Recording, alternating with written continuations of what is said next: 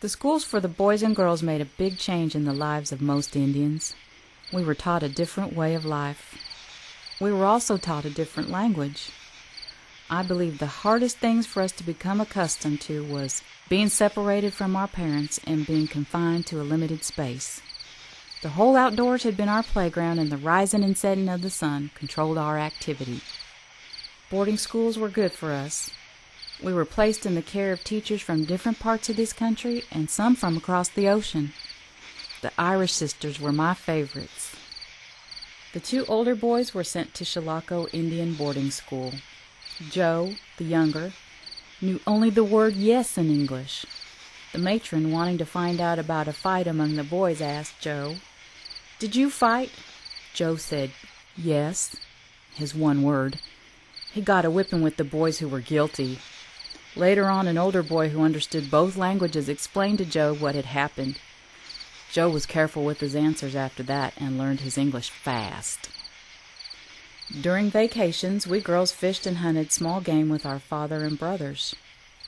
How we enjoyed those days when our mother would pack a lunch basket and we would spend the day in the woods, gathering peaches, plums, or pecans, whatever happened to be in season. I enjoyed the peach picking season when we could wade in the cool, clear creeks. But I believe my brothers liked the pecan season in the fall best, when they could catch squirrels while we gathered nuts. My oldest brother, Joe, said he remembered when the country was very wild.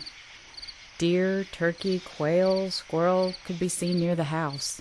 There were plenty of wolves, and occasionally panthers were seen in the rocks and dense woods nearby. Once in a while, bears were seen as they traveled through the more mountainous regions.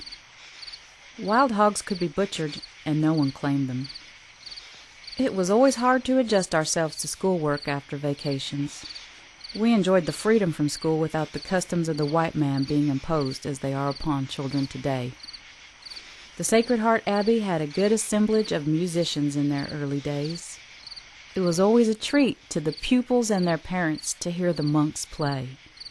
I can still see those black-robed monks playing in front of the stage. I know the horror felt by a small child to wake up in the night and see blazing buildings 100 yards from the convent where I had been sleeping upstairs. I faintly remember the blessing or dedication of the bells in the new church. The new buildings were located south and east of the old convent grounds. We had no electricity or gas, but that didn't bother us. We could carry wood into the house in the evenings to last through the following day, and a dependable girl was placed in charge of the lamps. When we ran out of kerosene, we braided a cotton string and coiled it in a pan of lard. Aunt Nancy called it a witch light. The sisters allowed us one all-day outing each year, which we usually spent having a picnic in the woods nearby. We rode in wagons and took baskets of food which we spread on the ground, usually near a spring. We would play games and run races and go back to the convent, tired but happy. One of my brothers, Albert, had a strong desire to help his Indian tribe by being able to explain the Bible to them in their own language, so he entered as a student for the priesthood.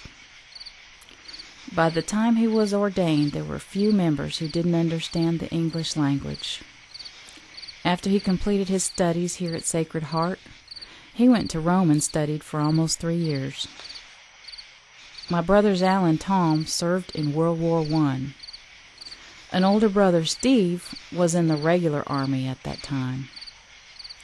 Al served overseas and celebrated Armistice Day with the French people.